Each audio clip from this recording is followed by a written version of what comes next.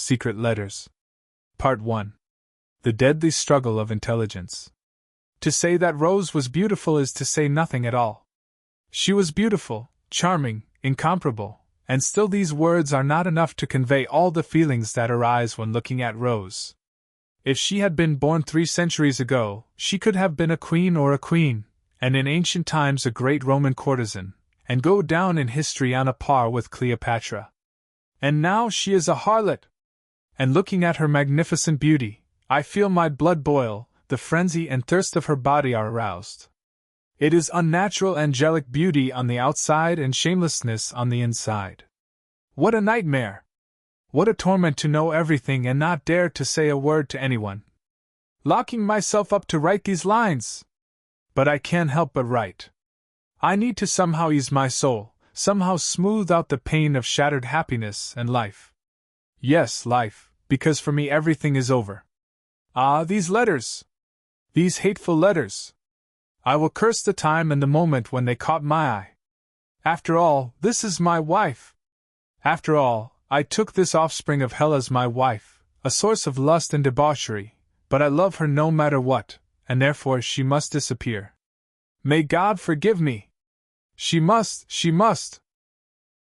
And that's all you found? Asked Inspector Carter to one of the agents who was searching the room of the murdered Rose Anderson. The agent nodded. Where was it?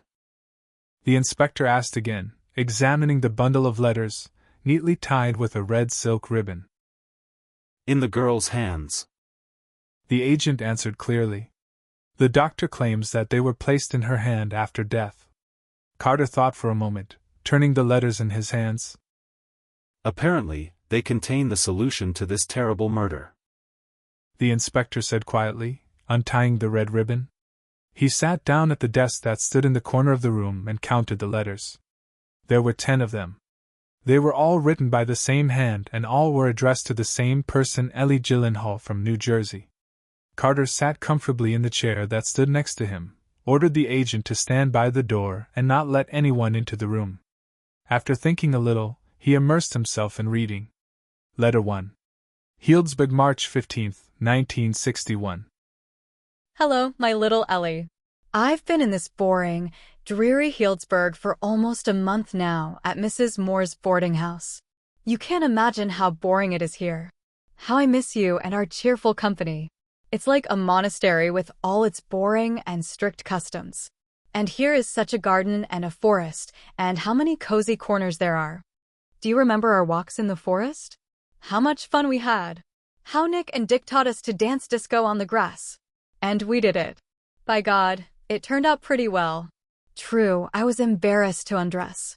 But then Dick talked you into it, and you were left in just your panties, in completely transparent silk panties.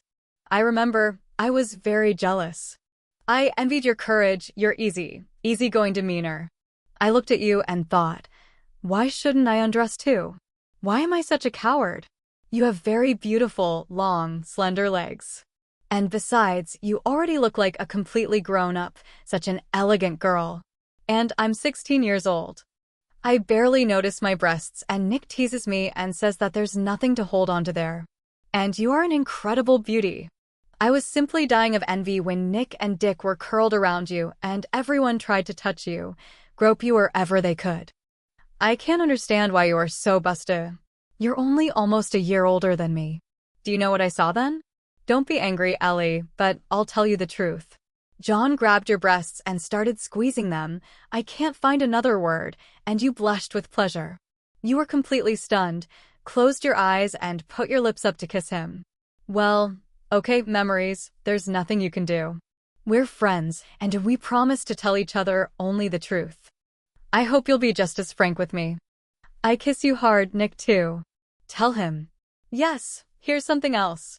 Send me some of those magazines. There are handsome boys with wonderful figures in them. But I beg you, choose summer options without those disgusting clothes. You understand me and know which magazines have them. Your Rose.